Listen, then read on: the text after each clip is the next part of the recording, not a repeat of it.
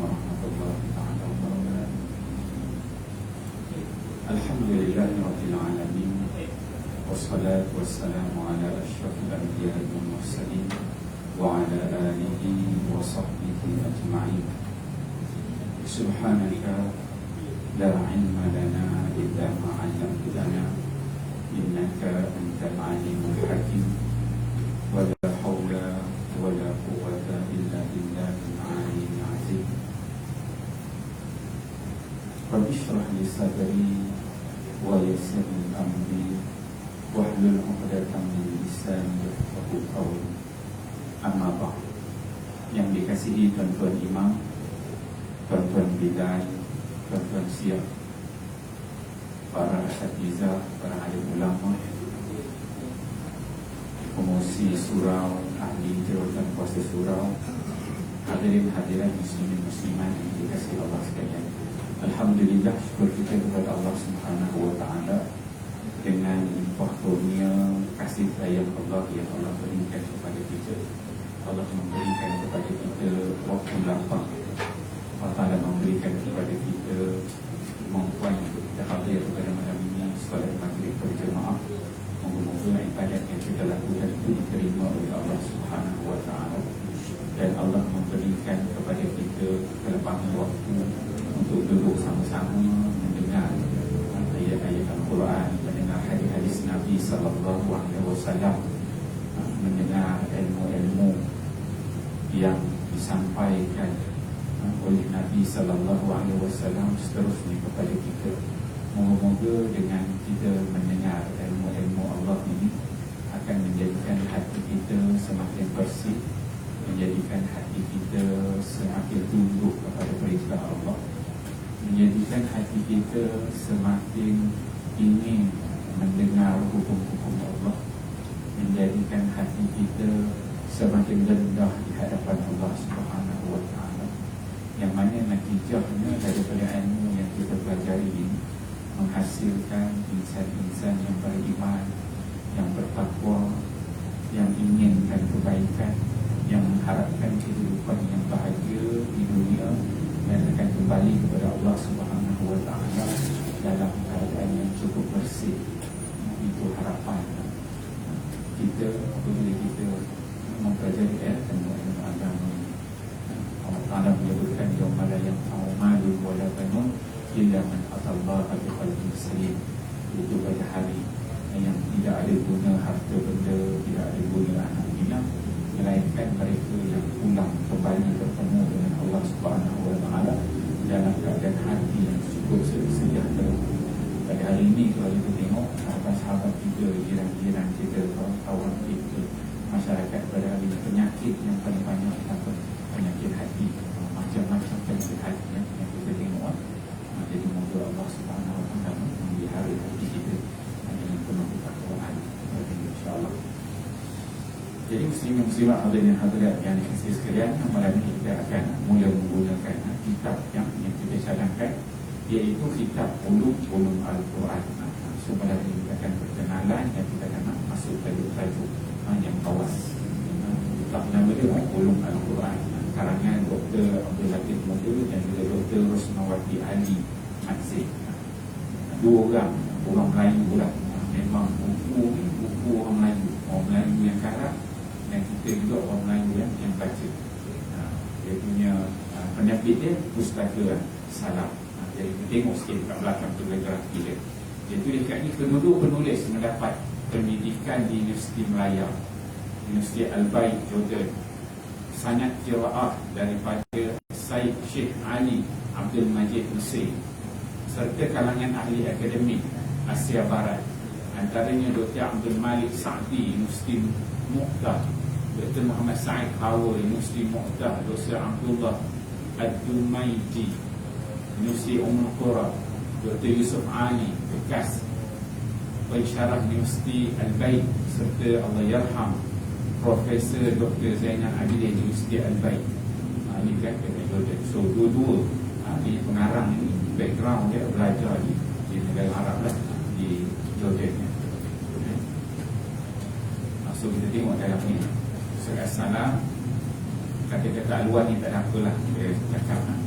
tasbih semua, kita doa semua. So kita terus kepada isi kandungan.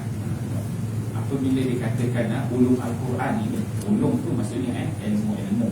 Al-Quran tu Quran lah yang kita baca. Apa sebenarnya apabila kita nak belajar ulum Al-Quran ini, apa yang kita tahu? Ilmu-ilmu yang berkaitan dengan Al-Quran, apa perbahasannya? So dia kata di sini dia ada bahagian.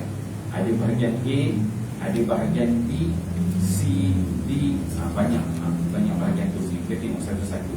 Okey, bahagian A ni dia pergi kepada yang pertama ialah konsep ulum Al-Quran. Konsep asas kerangka ilmu-ilmu Al-Quran. Dia pergi kepada skop yang pertama, dia pergi kepada ta'rif ulum Al-Quran tu bagaimana. Dari sudut bahasa, dari sudut istilah apa yang dikatakan sebagai ulum Al-Quran, ta'rif kepada Al-Quran dari sudut bahasa, dari sudut istilah.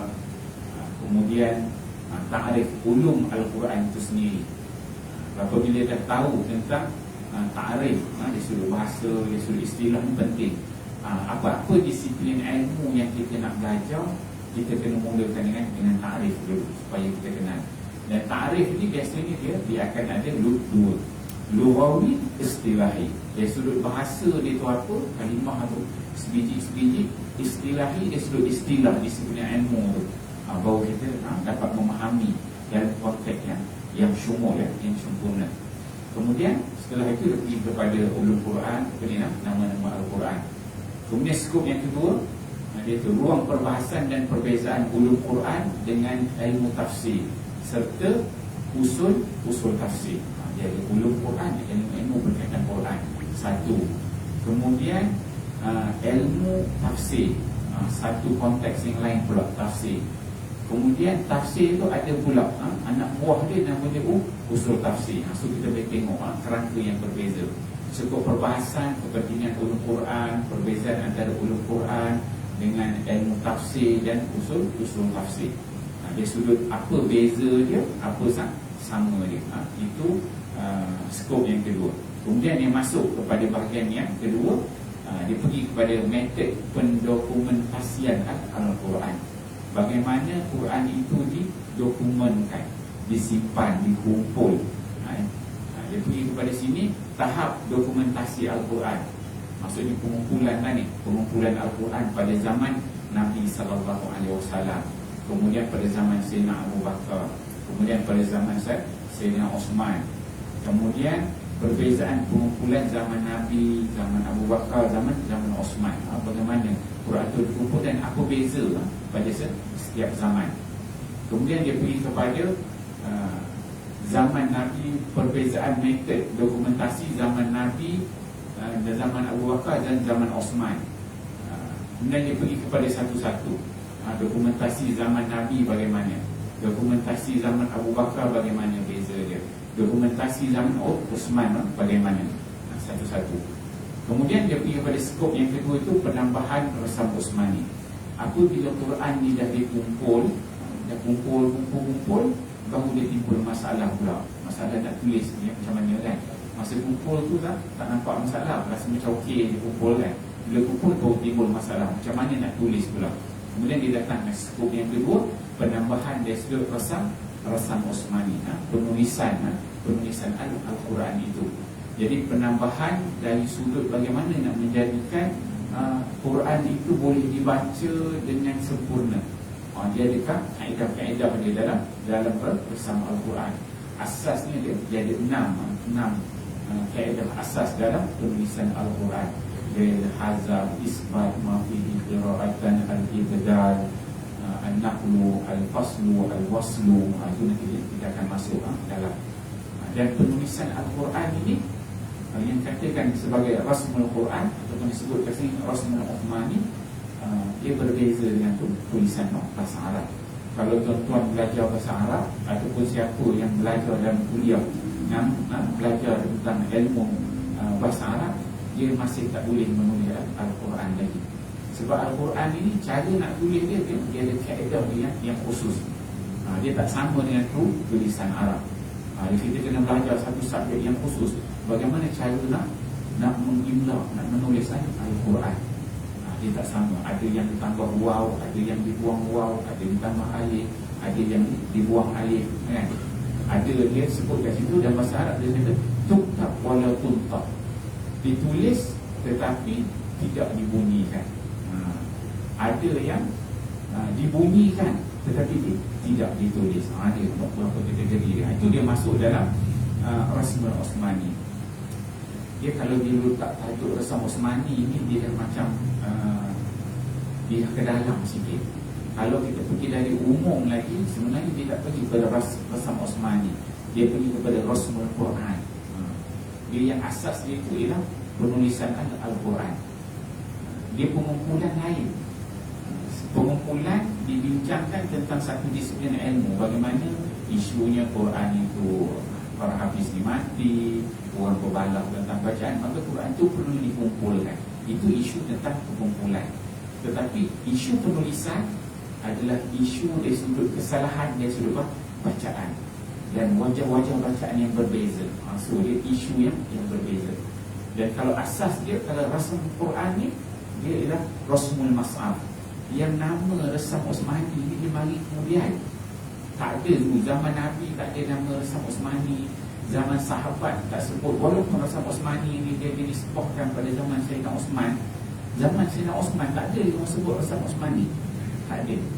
Rasam Osmani ni apabila ulama-ulama 200-300 hijrah ni kemudian, apabila mereka ini menulis disiplin ilmu, tulis kitab-kitab, baru mereka meletakkan secara khusus nama kitab dia Rasmul Osmani. Sebab nampak besar perbezaan dari sudut penulisan Al-Quran itu berlaku pada zaman Sayyidina Osman. Sebenarnya dia dah ada lah. Nanti kita akan masuk bagaimana Al-Ardul Al-Akhirah, zaman lagi dan sebagainya. Okey. Kemudian dia pergi kepada kepentingan menjaga Al-Quran. Kesan buruk Al-Quran tidak dikumpulkan. Apa kesannya? Al-Quran akan hilang, perselisihan kaedah bacaan, tidak tertib dan kekeliruan. Kemudian Al-Quran dan hubungannya dengan kitab-kitab lain. Al-Quran terpelihara hingga kiamat. Adab serta keutamaan membaca juga menghafalan Al-Quran. Dia pergi tulis tu topik adab membaca Al-Quran, kelebihan membaca Al-Quran. Biasa ni kalau tajuk ni dia akan ada satu kitab. Kalau orang belajar tu dia kata At-Tibyan fi Adab Hamlatul Quran. Kita kan At-Tibyan. Kadang orang ambil satu kitab tu dia ambil dia aja. Nama dia At-Tibyan fi Adab Hamlatul Quran. Habis tajuk itu. Masa bagaimana nak mengenal Al-Quran pada asasnya, pengumpulan, penulisan dan juga ada adab nak membaca, kelebihan membaca dan juga menghafal. Okey, dia masuk bahagian yang C. C ini dia pergi, pengarang ni dia bawakan tajuk tentang I'jazul Quran. I'jaz ni apa? Kemukjizatan Al-Quran. I'jaz ni yang melemahkan kemukjizatan Al-Quran itu i'jaz. Dia pergi kepada skop tentang ta'rif i'jaz Quran itu apa dia. Perkataan i'jaz dalam Al-Quran ada beberapa tempat perkataan yang menunjukkan tentang i'jaz Al-Quran itu di sudut perkataan dia. Ta'rif i'jaz dari sudut bahasa, dari sudut istilah. Kemudian dia pergi kepada mukjizat Al-Quran. Kemudian dia pergi kepada skop i'jaz Al-Quran menurut aliran pemikiran mazhab, pendapat umum, pendapat tokoh-tokoh pemikir, tokoh Mu'tazilah, jumhur ulama. Dia bila kita sebut i'jaz Al-Quran ni, dia membicarakan tentang kemukjizatan Al-Quran.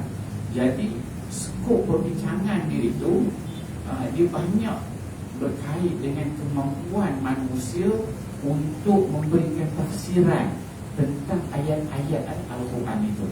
Jadi orang yang mempunyai ilmu balaghah yang tinggi, ilmu bahasa yang tinggi, ilmu nahwu, grammar yang tinggi, dia dapat isti'ab, dia dapat keluarkan daripada ayat-ayat Al-Quran itu makna-makna yang orang tak terfikir. Angle yang dia cari tu orang tak sentuh, dia dapat keluarkan benda tu.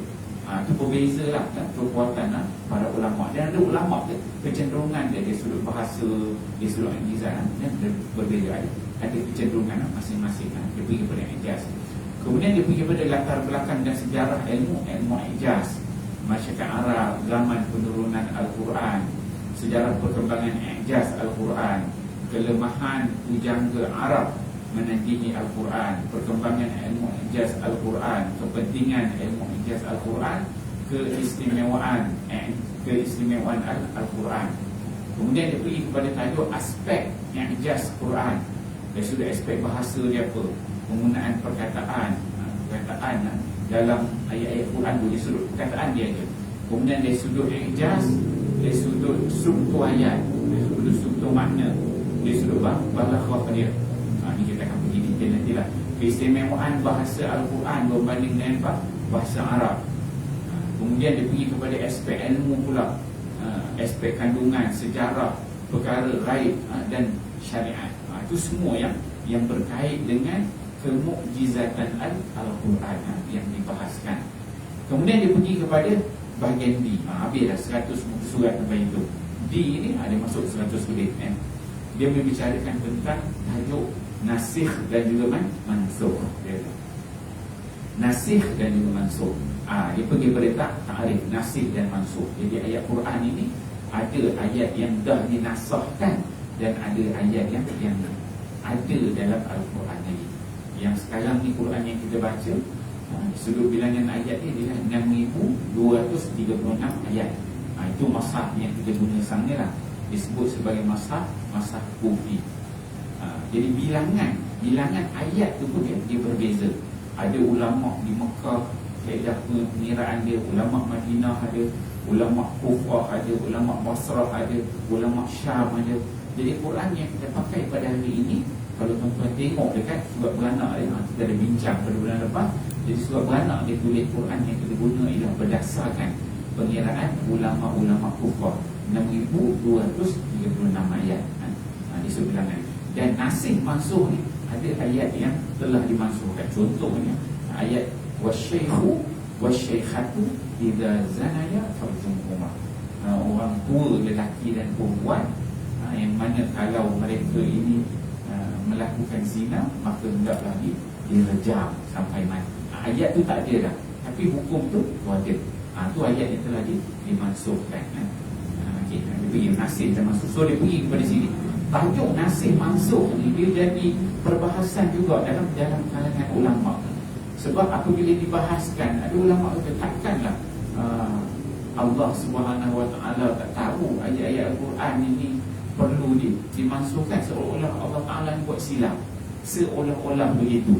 Ada perbahasan ulama kata tak adalah. Ada ulama dia setuju mengatakan adanya ayat nasikh, adanya ayat mansukh. Ada ulama dia tak setuju. Dia kata ayat ni semua ada. Dia kata tak ada yang dimansuhkan. Kita akan pergi nanti pada situ kan. So dia pergi sini ta'rif nasikh mansukh, dia sudut bahasa istilah. Ta'rif dia sudut bahasa, dia sudut istilah. Kemudian ruang nasikh dan mansukh, perbahasan konsep nasikh dan mansukh, pendapat ulama, contoh ayat nasikh dan mansukh, hikmah nasikh dan juga mansukh, mengetahui nasikh dan mansukh serta syarat-syarat dia, cara mengetahui nasikh dan juga mansukh. So dia akan bincang sekitar tajuk itulah Kemudian syarat nasikh dan mansukh, skop yang kedua dia pergi kepada istilah berkaitan nasikh dan juga mansukh. Dia pergi kepada pengertian am, dia pergi kepada bentuk lafaz am, kemudian dalalah atau penggunaan lafaz am. Dia dalam ayat-ayat Quran ni ada yang lafaznya itu sifatnya umum, kemudian ada yang sifatnya khusus. Ayat-ayat Al-Quran itu lebih khas, pengertian khas, takhsis, mukhassis, perbezaan antara nasikh dengan takhsis. Itu dia punya sub topik dia lah Kemudian dia pergi kepada mutlak. Mutlak ni yang umum, ada ayat yang sifatnya umum aja. Pengertian mutlak atau apa dia? Hukum dan dalalah mutlak.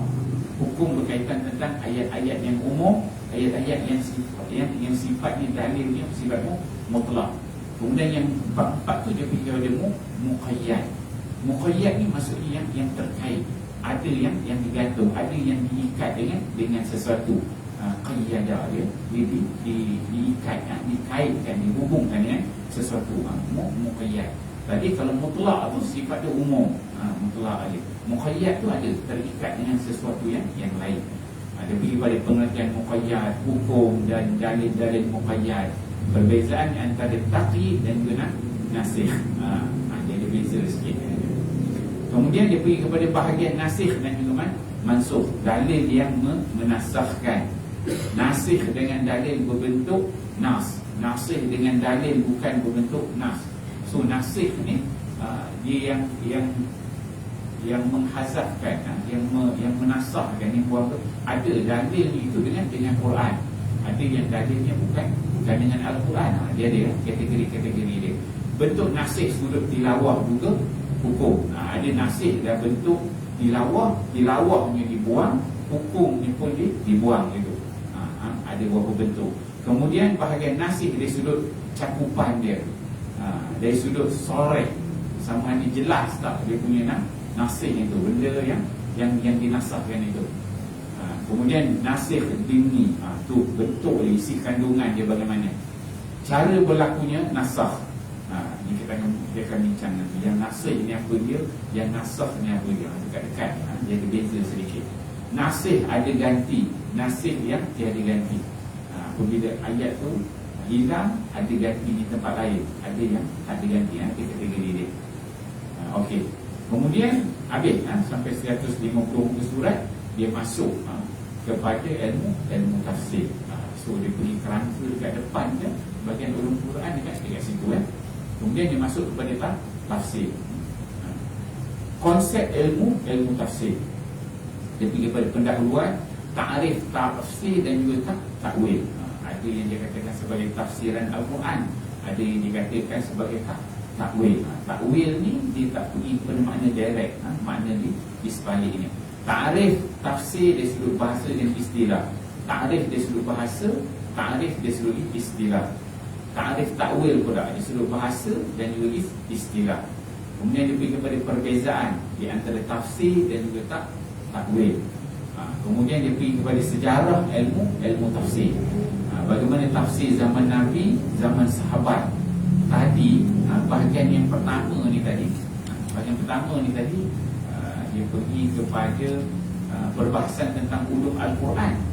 Perbahasan tentang ulum Al-Quran ni dia melihat dari sudut konteks bagaimana pengumpulan Al-Quran, kemudian penulisan Al-Quran. Situ poin yang dia tembak. Dia pergi kepada tafsir ni, dia pergi kepada yang sama, sejarah juga. Tapi sejarah dari sudut penafsiran pula. Bagaimana penafsiran zaman Nabi, zaman sahabat, sumber tafsir zaman Nabi, zaman sahabat. Kemudian metod tafsir zaman sahabat itu bagaimana, kaedah dia mentafsirkan.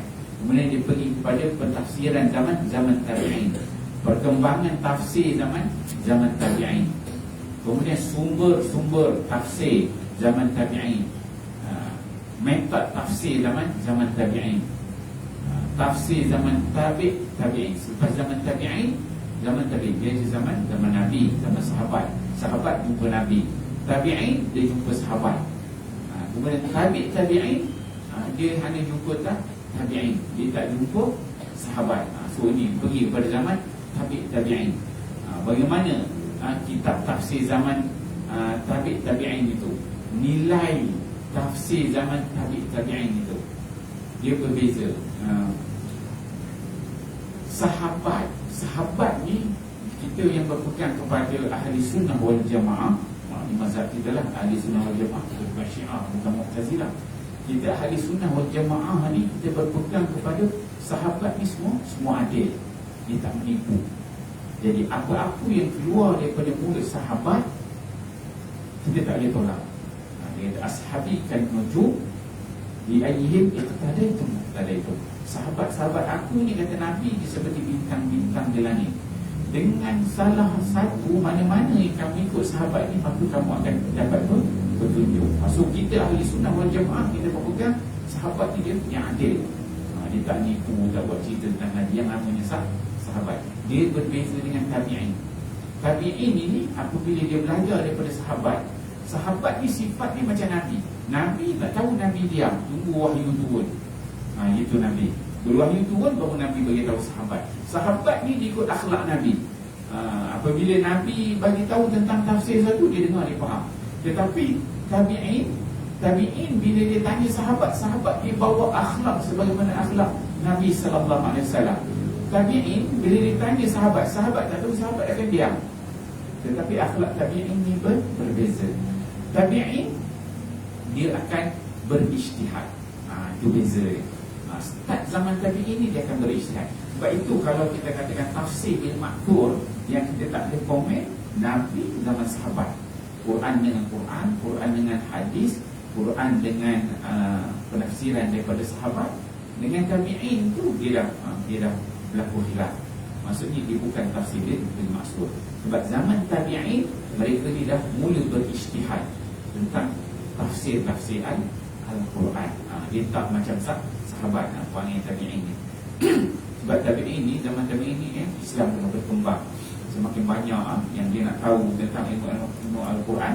Bila dia tanya kepada para sahabat, sahabat tak dapat jawab. Sahabat ni sifat dia macam Nabi dia diam, tak tahu dia diam. Maka tabi'in tak puas hati, dia berijtihad lah.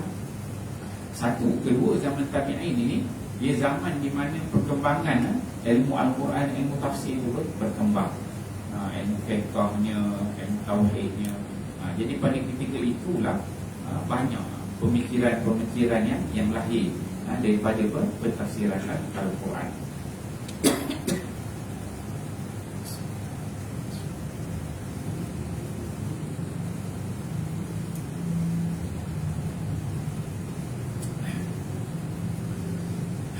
Okey tu. So kita boleh nampaknya tu. Zaman tabi'in dia masuk kepada zaman tabi'in. Itu semakin berkembanglah. Zaman tadwin. Lima tu zaman tadwin. Tadwin ni zaman barulah ilmu tafsir itu ditulis. Tadwin ni zaman penulisan, zaman pembukuan. Dia masuk zaman tabi'in, zaman tabi'in tu bermula pembukuan. Tafsir ni pada peringkat mula dia Nabi cakap, disebut sebagai talqin. Dia cakap para sahabat dengar, semua sahabat pun tahu tentang tafsir. Sahabat pun dia tak tulis tentang tafsir ni. Ada sebahagian sahabat yang ditulis, tapi kebanyakannya tak tulis. Yang mana para tabi'in ni dia mengambil tafsiran daripada sahabat dalam bentuk talqin. Talqin ni dia ambil daripada mulut ke mulut, sebab direct. Memang sumber tu sumber primary, sumber yang asal daripada mulut sahabat. Zaman tabi'in tu baru dia mula tulis. So dia masuk zaman tadwin. Tafsir zaman mutaakhir. Zaman mutaakhir ni zaman selepas zaman salaf, zaman khalaf. Kemudian dia kata tafsir zaman moden, zaman kita lagi. Kepentingan ilmu tafsir, syarat ahli tafsir. Jadi ahli tafsir ni ada beberapa disiplin ilmu dia akan detailkan dalam tu nanti. Ilmu yang diperlukan oleh pentafsir, kepentingan ilmu tafsir. Kemudian dia pergi kepada bahagian B. Di bahagian tafsir ni yang membicarakan tentang tafsir berasaskan sumber. Tafsir berasaskan sumber. Disebutkan tafsir bil ma'thur. Maksudnya pentafsiran Al-Quran itu berdasarkan sumber. Maksudnya Quran, nak tafsirkan Quran tu ada sumber dia apa? Sumber dia ayat Quran. Quran tu ditafsirkan sumber dia apa? Sumber dia kata-kata Nabi, itu hadis. Quran tu ditafsirkan dengan apa? Ditafsirkan dengan qaul sahabat. Maksud dia ada sumber dia. Itu dia tajuk ni. Tafsir berasaskan sumber. Sejarah dan perkembangan. Syarat-syarat tafsir bil ma'thur. Jadi tafsir yang berasaskan sumber ni disebut sebagai tafsir bil ma'thur. Kemudian dia pergi kepada yang pertama, tafsir Ibnu Jarir At-Tabari. Tafsir Ibnu Jarir At-Tabari ni dia merupakan tafsir yang pertama yang lengkap 30 juzuan Al-Quran. Ibnu Jarir At-Tabari ni disebut sebagai Abu Tafsir, bapa kepada tafsir. Sebelum zaman dia tak ada orang yang buat lagi tafsir Al-Quran tu cukup dia 30 juzuk. So yang pertama buat dia lah Ibnu Jarir At-Tabari. Dia tafsir dia Al-Bayan fi Ta'wil Ayatul Quran. Nama tafsir dia. Okey, kemudian dia pergi tafsir bil ra'yi. Dia ada dua kategori. Satu tafsir dia bawakan sini, tafsir bil ma'thur. Bil ma'thur tu maksudnya ada sumber daripada Quran, daripada hadis Nabi, qaul sahabat. Okey, itu yang bersumber. Kemudian dia masuk kategori yang kedua, dia nama sebagai tafsir bil ra'yi. Ra'yi ni apa? Ra'yi ni guna otak. Guna otak. Bila guna otak tu dia macam-macam lah dia akan pergi. Tafsir guna pemikiran orang yang nak mentafsirkan Al-Quran. Jadi orang ni berbeza-beza. Ada orang cenderung dari sudut politik, maka dia akan tulis tafsirnya kecenderungannya dari sudut politik. Ada orang yang minat dari sudut fiqh, maka tafsir ayat Quran tu buat fiqh saja. Dia tafsir ayatul ahkam. Ada orang yang minat dari sudut akidah, dia akan tembak ayat-ayat dalam akidah, mana ayat pun dia akan guna tafsirnya akidah. Ada pula orang dari sudut bahasa, minat dari sudut bahasa, dari sudut balaghah, nahwu, grammar. Maksud dia akan pergi kepada ayat-ayat dari sudut bahasa, ketinggian, balaghah, kan, ma'ani, badik, dia akan dari sudut itu. Kemudian ada yang kalau macam Mu'tazilah, kan, dia akan ada pula elemen-elemen Mu'tazilah, kefahaman di tentang ayat-ayat Al-Quran. Kalau Syiah pula, dia kan ada tafsir dia Syiah, tapi penafsiran yang dibawa itu adalah cenderung kepada pandangan ulama-ulama Syiah. Sekarang ni zaman Nabi SAW ni, Quran itu dijamin, inna nahnu nazzalna dzikra wa inna lahu lahafizun. Allah jamin Quran itu teksnya terpelihara. Dia tak jadi khilaf teks dia. Tetapi pentafsiran kepada Al-Quran itu dia dijaminan. Maka di situlah dia akan tumbuh pelbagai bentuk penafsiran, pelbagai pemikiran yang lahir, pelbagai madrasah yang lahir, hasil daripada perbezaan cara berfikir, hasil daripada kekuatan memahami sesuatu dari nas. Suku juga kalau kita tengok di antara Imam Syafi'i, kalau fiqh lah kita tengok Imam Syafi'i, Imam Hanbali, Imam Malik, Imam Hanaf, semua imam-imam mazhab ni dia gunakan ayat Quran, ayat yang sama, tetapi dia bila dia nak istinbat hukum tu, dia melihat angle yang berbeza. Cuma perbezaan ayat yang sama. So dari sudut pentafsiran dia, suku juga dari sudut pentafsiran ni, dia melahirkan golongan yang Ar-Ra'yi ni, dia melahirkan golongan khalaf, golongan salaf. Kalau golongan salaf itu, dia akan lebih mengambil dari sudut teks tu, dari sudut literal. Dia kurang takwil tu, dia banyak lari daripada elemen takwil. Tapi kalau ulama yang khalaf, yang selepas 300 Hijrah, dia dah mula kepada takwil, dia daripada situ. So dia ada elemen begitu. Kemudian tafsir Ar-Ra'yi, bahagian tafsir Ar-Ra'yi, kedudukan tafsir Ar-Ra'yi, syarat-syarat tafsir Ar-Ra'yi. Tafsir Fakhruddin Ar-Razi, dia buatkan satu contoh. Kalau tadi dia buatkan tafsir Bil-Maksur, tafsir yang sumber dia buatkan satu, tafsir Ibn Jarir At-Tabari. Untuk bahagian Ar-Ra'yi ni dia bawakan tafsir Fakhruddin Ar-Razi, ya. Kemudian tafsir berasaskan pendekatan, kecenderungan, pendekatan, ataupun disebut ini tafsir tahlili. Tahlili ni dia menganalisis dari sudut pendekatan dia ke arah mana. Dia kata pengertian tafsir tahlili, ciri-ciri metod tahlili, keistimewaan dan kelemahan metod tahlili. Metod tahlili ni dia ambil ayat tu, menganalisis satu-satu bentuk tu yang dibawa, mentahlil, menganalisis. Kemudian dia buatkan contoh kat sini ialah tafsir Al-Manar. Al-Manar ni dia bawa pendekatan tafsir tahlili. Kemudian tafsir Mawdu'i.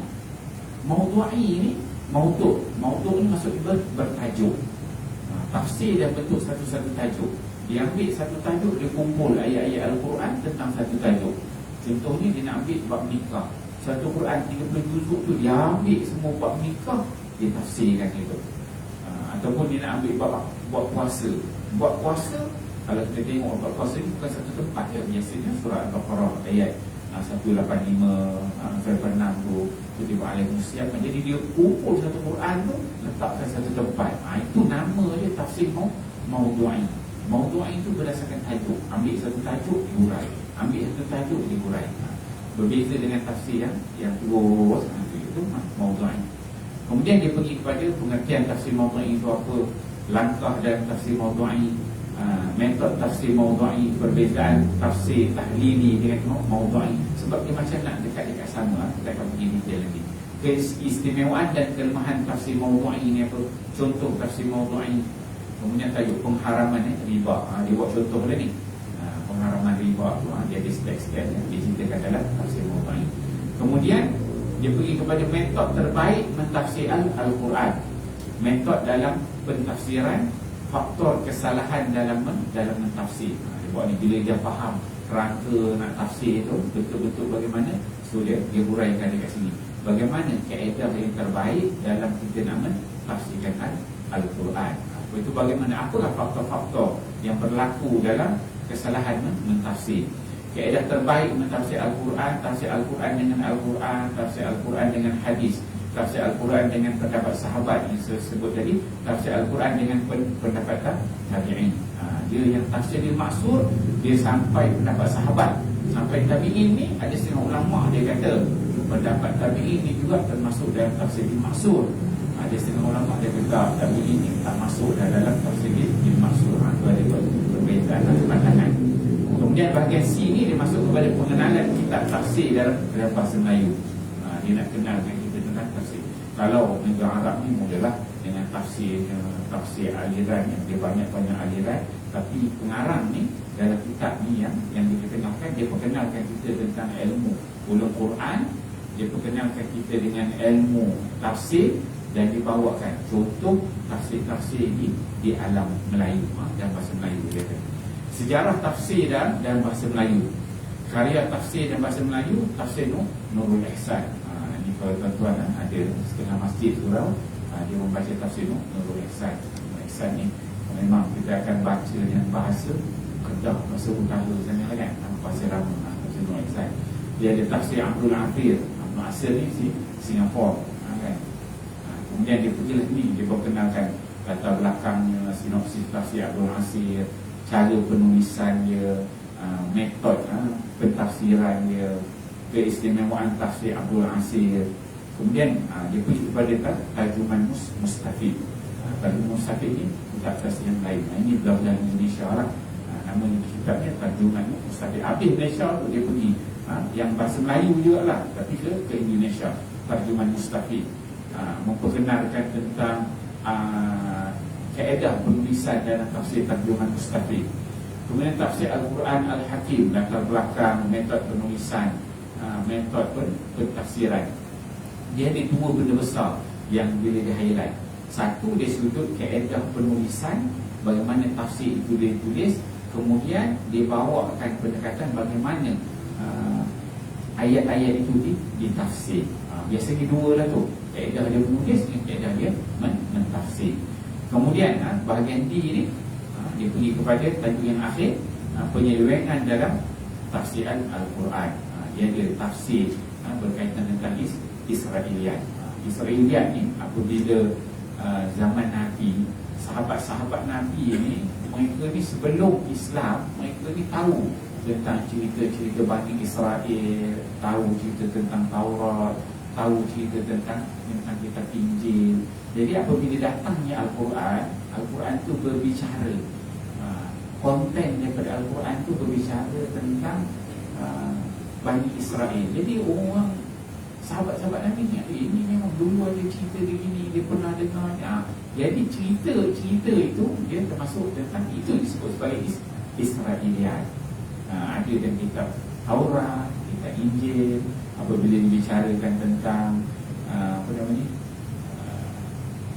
anjing Ashabul Kahfi itu warna apa, macam mana bentuk dia, berapa banyaklah benda-benda tu.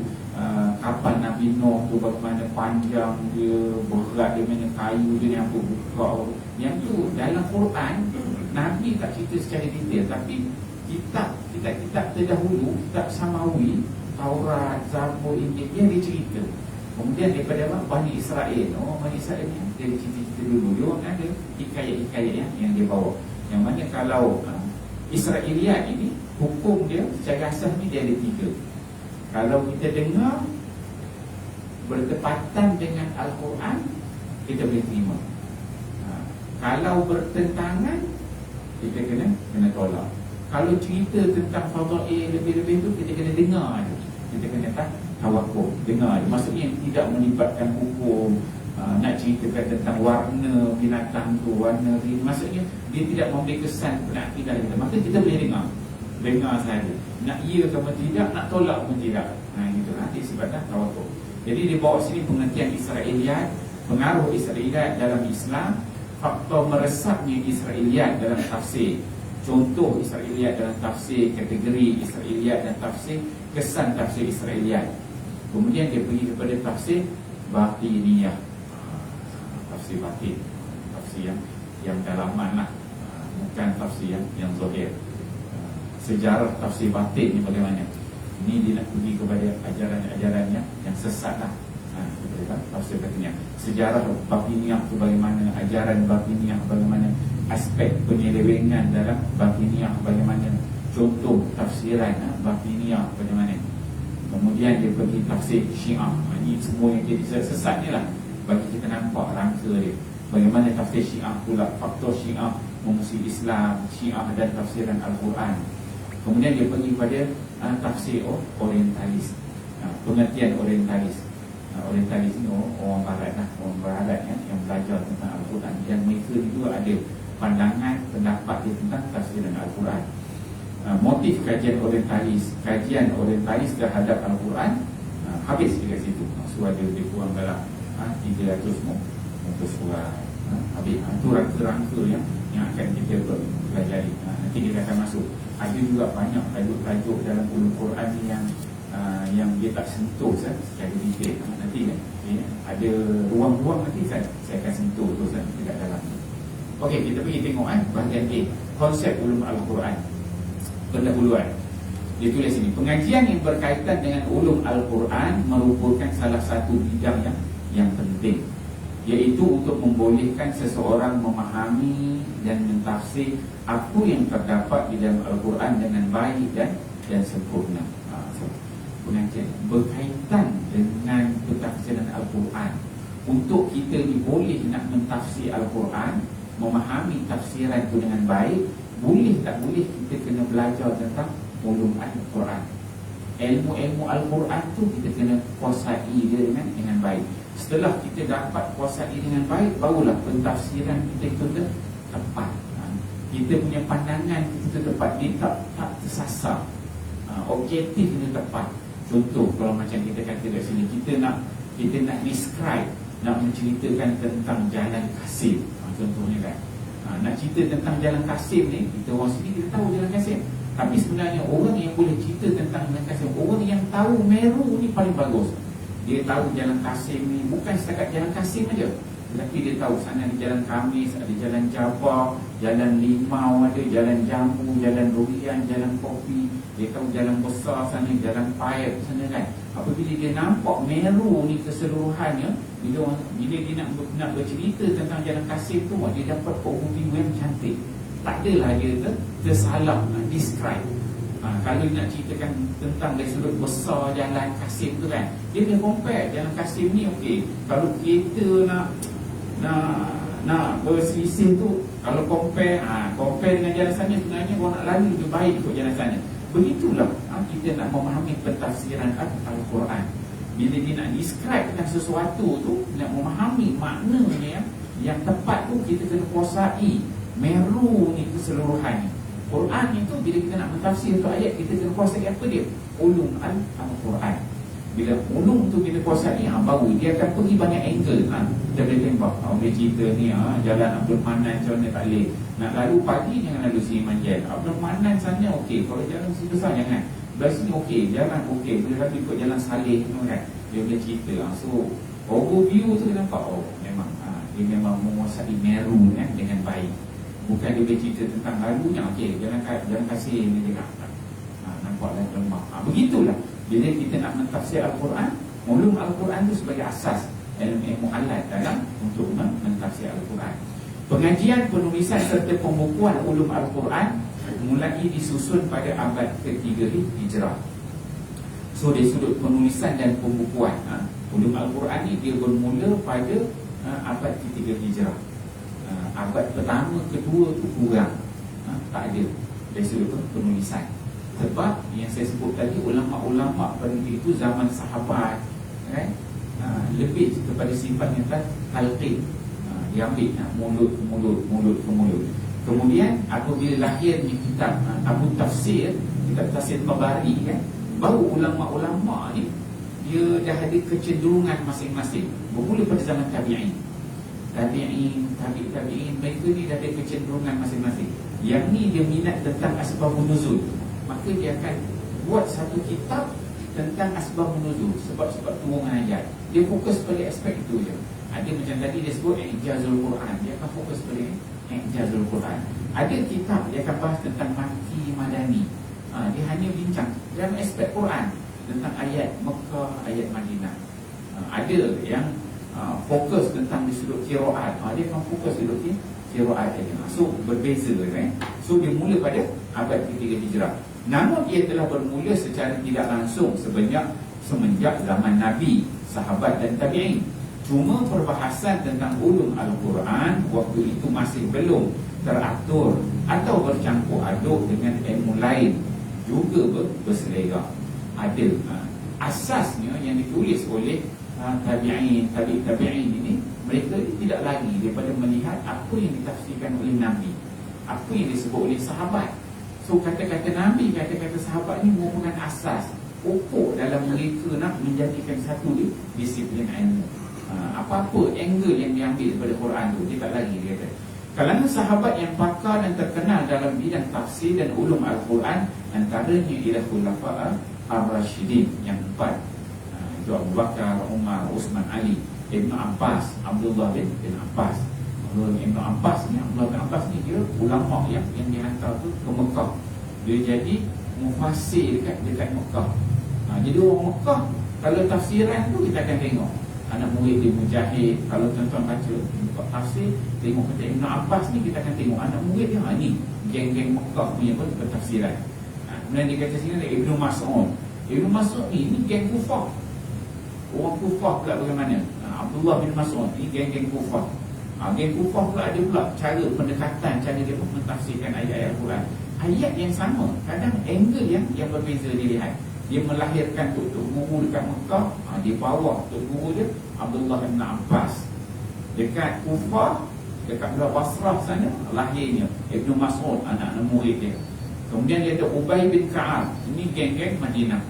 Ubay bin Ka'ab, Zaid bin Sabit, ini semua geng-geng yang duduk kat Madinah. Dia melahirkan madrasah Tok Guru, pondok-pondok dekat Madinah. Lahir pula anak murid dia dalam kalangan tabi'in dan tabi'in. Juga Abu Musa al-Ash'ari. Seterusnya kalangan tabi'in yang pakar dan terkenal dalam bidang tafsir dan ulum Quran, antaranya ialah Qatadah, Ata, ini orang Mekah ni, Ata, Ibn Yasar, Mujahid, Sa'id bin Jubair, serta Hasan al-Basri. Hasan al-Basri ni orang Kufah. So dia ada pasal tabi'in tu, dia dah melahirkan daripada zaman sahabat itu yang dihantar ke Kufah, Mekah, Basrah, Madinah, Syam tu, dia melahirkan anak-anak murid dia zaman tabi'in. Al-Quran merupakan sumber berbagai jenis ilmu pengetahuan. Seterusnya skup dan bidang perbahasan ulum Al-Quran yang utama ialah tafsir dan takwil. Dia ada skup yang paling besar, kata dia, begitu tersebut tentang Al-Quran ni ialah tentang bagaimana nak mentafsir Al-Quran, bagaimana kita nak mentakwil ayat-ayat Al-Quran, nak faham makna dia yang lebih mendalam. Kemudian dia kata apa lagi ni, i'rab Al-Quran, bagaimana kita nak tengok dia sudut grammar ayat-ayat Quran itu, mubtada khabarnya kan, singular pluralnya kan. Kemudian dia sudut qiraat itu bentuk-bentuk bacaan dia yang berbeza. Nasikh mansukh tadi, ayat yang ada, yang tak ada, hukum ada, ayat tak ada kan. Sababun nuzul ni asbabun nuzul, sebab turun ayat. Sebab dalam Quran ini tidak semua ayat Al-Quran itu ada sababun nuzul, ada sebab turun dia. As-Suyuti jadi kitab dia Asbabun Nuzul. Memang dia buat satu kitab, dia bicarakan tentang Asbabun Nuzul je, start daripada Fatihah sampai An-Nas. Satu kitab Asbabun Nuzul. So dia jadi satu disiplin ilmu, Sebabun Nuzul. Kemudian Makki dan Madani, ayat-ayat Mekah dan juga Madinah. Kemudian Fadail Al-Quran, fadilat Al-Quran, kelebihan Al-Quran adalah fadilat di sudut surah, di sudut ayat. Jadi satu disiplin ilmu dan Al-Quran. Nuzulul Quran, dibincangkan tentang satu tajuk penurunan Al-Quran. Ayat yang mula turun, yang akhir turun, turun waktu malam, turun waktu siang, turun banyak, turun sikit, turun satu surah, turun dua surah, turun dua ayat, turun berkali-kali. Ada kategori dia. Gharibul Quran. Gharibul Quran ni dia membicarakan tentang ayat-ayat Al-Quran yang gharib, yang tidak boleh dipahami dengan mudah makna dia. Gharib. Itu orang lalu mengatakan gharib kan. Gharibul Quran. Kemudian dia di sini sebut amsal Al-Quran. Amsal ni contoh. Amsal Al-Quran. Dalam Quran ni ada Allah Subhanahu Wa Taala sebut daraballahu masalan qaryah. Allah Subhanahu Wa Taala memberikan contoh sebuah kampung. Allah Taala memberikan contoh seperti anjing yang mengeluarkan lidah, menjelikan lidah hari. Itu kategori perumpamaan. Dalam Quran ini disebut sebagai al-amsal. So dia datang sini dia kata al-amsal Al-Quran. Kemudian majaz Al-Quran. Majaz, dia ada satu majaz, satu hakiki. Majazi dan juga hakiki.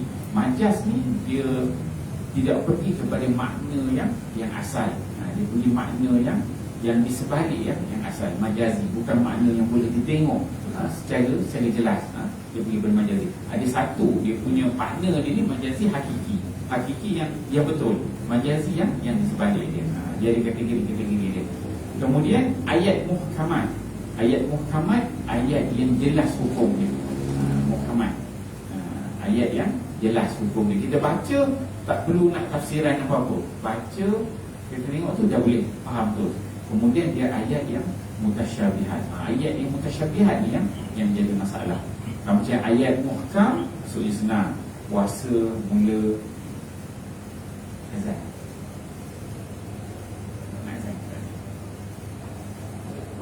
Okey. Dia ayat yang muhkam maksudnya ayat yang makna dia jelas. Semayang 5 kali sehari kan. Subuh 2 rakaat, Zuhur 4 rakaat kan. So ya, muhkam jelas. Yang mutasyabihat ni yang tasyabuh. Yang tasyabuh ni yang sama-sama. Yang ni yang jadi berbalah. Yang jadi lahirnya khalaf, salah, pandangan, berbeza pandangan. Semua ni duduk dekat mutasyabihat. Yang ni lihat angle ni, yang ni lihat angle ni. Kemudian berlaku perbezaan pandangan. Duduk dekat mutasyabihat. Kemudian dia ada jadal dalam Al-Quran. Jadal ni, ayat-ayat Al-Quran ni dia ada bentuk mujadalah. Dia ada bentuk perbahasan. Orang cakap ini kemudian dijawab begini. Buat ayat ini dijawab begini. Dia ada jadal. Yang jawab ini mujadalah, perbahasan dalam Quran. Dan juga yang akhir ni tu dia aqsam. Aqsam ni sumpah. Dia kata wal laili wasyamsi kan, wal fajr. Waw tu ialah qasam, sumpah. Jadi apa-apa bentuk sumpah dalam Quran ni dia disebut sebagai qasam. Itu kerangka dia. So dalam peringkat yang akhir ni dia dah bagi kita nampak bahawa apabila kita mempelajari ulum Al-Quran, inilah dia spek angle-angle yang akan dititik beratkan. So disiplin satu-satu ni lah yang perlu kita kuasai dengan baik, kita fahami dengan baik, baru kita boleh mentafsirkan Al-Quran dengan sempurna. Dia bawa angle dia. Okey, dia masuk skop yang pertama, ta'rif ulum Al-Quran. Ungkapan ulum Al-Quran menjadi nama bagi suatu disiplin ilmu dalam kajian Islam. Ulum Al-Quran adalah 2 kalimah atau idhafah. Idhafah itu maksudnya sandaran. Idhafah sandaran yang terdiri daripada perkataan ulum, satu perkataan ulum, dan yang kedua ialah perkataan Al-Quran. Pengertian ulum Al-Quran dapat diberikan dengan 2 keadaan, iaitu dari sudut bahasa dan juga istilah. Kita begini kita habiskan dari sudut bahasa dan istilah. Dia kata ta'rif ilmu, bahasa dan istilah. Dia kata pengertian ilmu sudut bahasa. Antaranya ialah ulum dalam bahasa Arab bentuk jamak daripada perkataan ilmu. So ulum ni dia plural.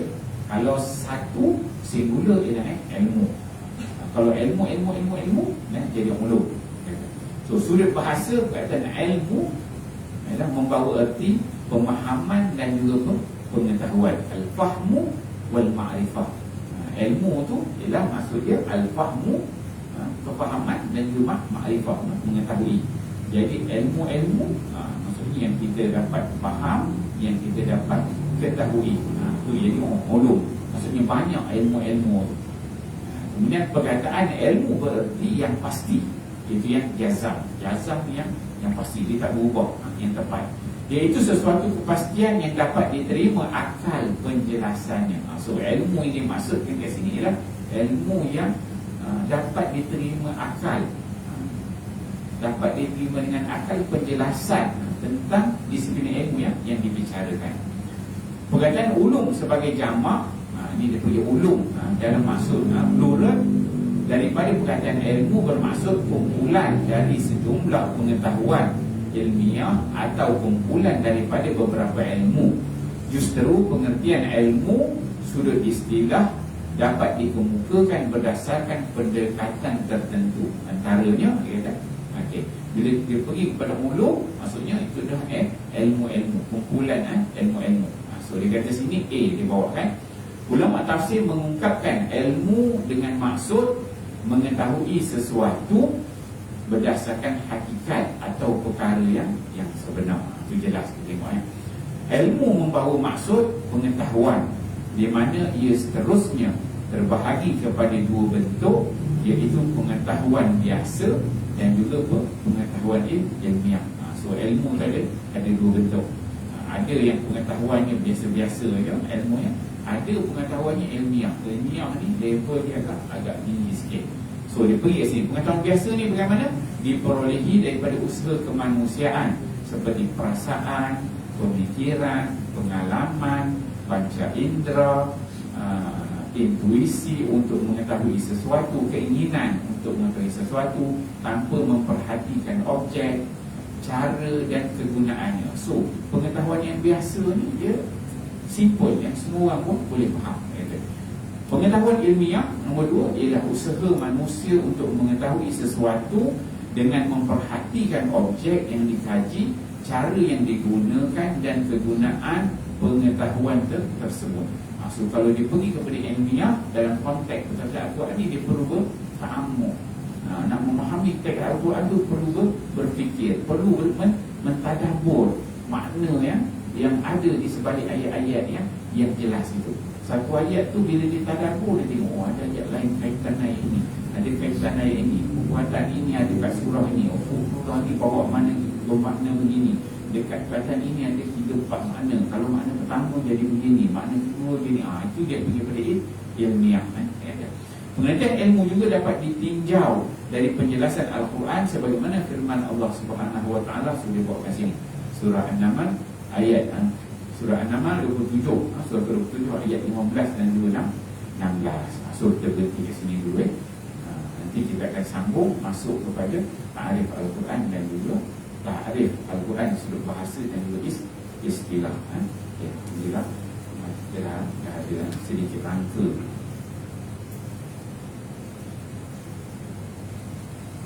So apa hari ini yang kita belajar sinopsis dia. Pertama kita berkenalan dengan kitab ulum Al-Quran ini. Itu pertama. Kemudian pada hari ini kita dah nampak kerangka yang dibawa oleh penulis ni, dua orang Melayu ni, yang dibawa dalam kitab ni apa? Ada satu dia bawa kisah ulum Quran. Dia bawakan ulum Quran, dia bawakan tentang i'jaz Al-Quran yang dihuraikan, sejarah penurunan Al-Quran, pengumpulan dan juga penulisan. Itu aspek ulum dia bawa. Kemudian dia bawa aspek dari sudut tafsir, bagaimana pentafsiran Al-Quran dari sudut i'jaz dia bagaimana. Kemudian dia bawakan kitab-kitab tafsir, tafsir bil maksur bagaimana, kemudian tafsir bil ra'i bagaimana. Kemudian dia perkenalkan tafsir bil ra'i itu ada beberapa kitab, tafsir Syiah, kemudian tafsir Batini, kemudian tafsir orientalis. Itu kerangka yang dibawa oleh penulis. Dan juga kita dah masuk masuk kepada bahagiannya yang pertama, tentang ulum Al-Quran. Kita berkenalan dengan ilmu tentang ulum, ta'rif dia sudah ilmu itu apa dia. Kemudian insya-Allah pada pengajian kita akan datang, kita akan pergi kepada ta'rifan Al-Quran pula, insya-Allah. A'udzubillahi minasyaitonir rajim. Bismillahirrahmanirrahim. Alhamdulillahi rabbil alamin wassalatu wassalamu ala asyrofil anbiya'i wal mursalin wa ala alihi washabbihi ajmain. Allahumma ij'alna min hadza jaman marhuma wa tabarrakna min ba'dika tabarrakan ma'suma wa la taj'alna bima fihi shaqiyyan wa la madhura wa la mahruma bi rahmatika ya arhamar rahimin. Rabbana atina fid dunya hasanah wa fil akhirati hasanah wa qina adzabannar. Wa sallallahu ala sayyidina Muhammad wa ala alihi wasallam. Walhamdulillahi rabbil alamin. Alhamdulillah, tuan-tuan, yang baik itu datang kepada Allah Subhanahu Wa Taala. Sudah daripada kemahiran saya sebut dengan wabillahi taufiq wal hidayah. Assalamualaikum warahmatullahi wabarakatuh. Waalaikumsalam.